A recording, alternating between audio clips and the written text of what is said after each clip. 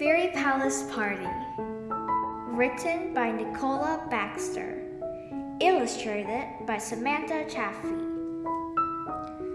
One morning, Fairy Breeze wakes up with a tingly feeling in her toes. Today is a special day in the Fairy Kingdom. Fairy Breeze doesn't believe that she is anyone, but she is glad that her job as a messenger will take her to the Fairy Palace today. Follow Fairy Breeze as she pushes open the palace doors and peeks into the windows and discover with her why everyone is special in this truly magical story. One sunny morning, I woke up with a tingly feeling in my fairy toes. I remembered right away why it was such a special day. In a few minutes, with the help of my little magic, I have combed my hair and brushed my teeth and washed my wings. My name is Breeze. I am a messenger fairy, flying up and down the fairy kingdom, taking messages from one fairy to another. Nobody notices messenger fairies very much. On that day, I've been told to report the fairy palace. I knew, well, every fairy in the kingdom knew that in the afternoon our fairy princess was to marry her fairy prince. And all the most important fairies in the kingdom have been invited. I had delivered most of the invitations.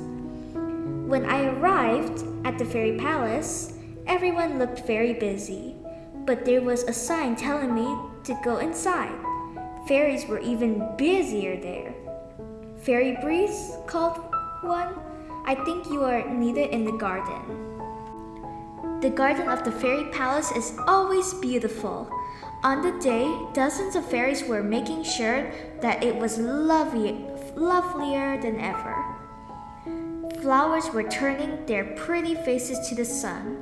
Butterflies were fluttering through the leaves, and everywhere the little fairies were decorating the path with magical stars.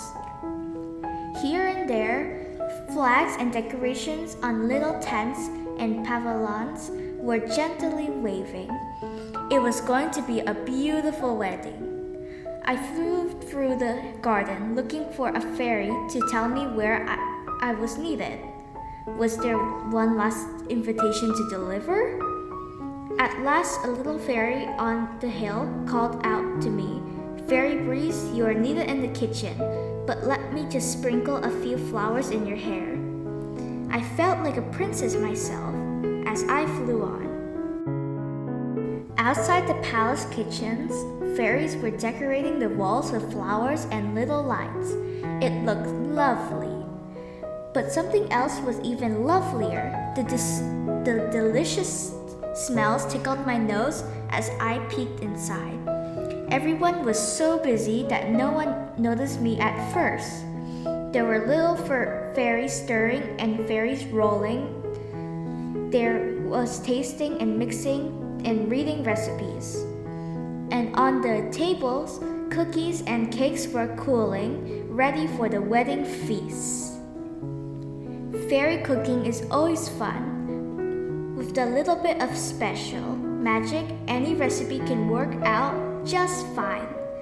And this food looked very fine indeed. How I wish I could take those tempting treats. How I wish I would be going to the party. Just then, a fairy looked up from her recipe book and smiled. "Oh, Fairy Breeze, please fly along to the ballroom. A fairy will show you the way." I followed the fairy to a beautiful ballroom.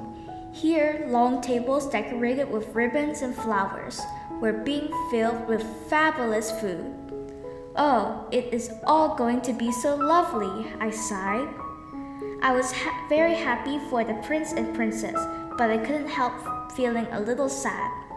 If only I could hide behind a pillar and secretly watch what happened at the party. "Remember, you have a job to do," I told myself, "and you are lucky to be seeing all these pretty things. Now, where is the fairy who will tell me what to do?"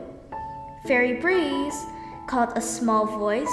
I looked down and a little fairy was picking up some cakes she had dropped on the floor. "Oh, I was so excited to see you. I dropped these," said the fairy. "A little bit of magic will soon put that right," I smiled. "Do you have a message for me?" "Oh yes," laughed the fairy. "You must hurry up to the dressing room right now. Any fairy will tell you the way."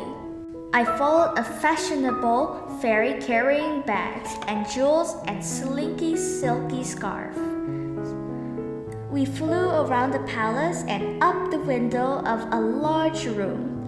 Inside, fairies were putting the finishing touches on their gorgeous costumes. They looked so lovely that I almost forgot to ask why I was needed. "I think there must be a message to be delivered," I called to the fairies inside. No, Fairy Breeze," laughed the fairies. "There is a message for you. Come in quickly so that your dress can be fitted.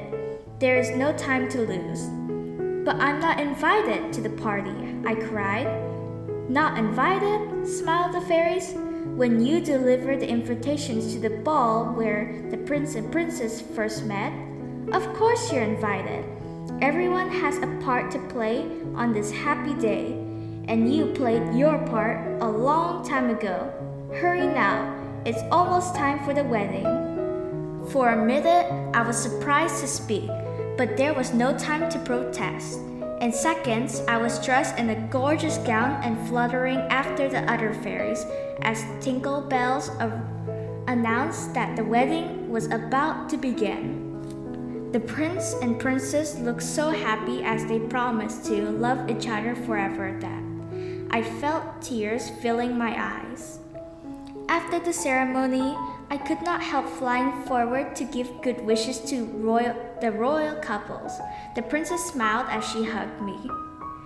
"Thank you for sharing our special day, Fairy Breeze," she said. "Surely you remember the secret that all fairies know." Now it was my turn to smile. "You mean the dreams really do come true?" I sighed. "Mine have," whispered the princess, looking up at her prince. I knew that she was right. When your heart is full of hopes and dreams, every day brings wonderful surprise. Please subscribe and share this story with your friends. Till next time! What do you think, guys? Do you like this story? Please subscribe and share the story with your friends. Till next time!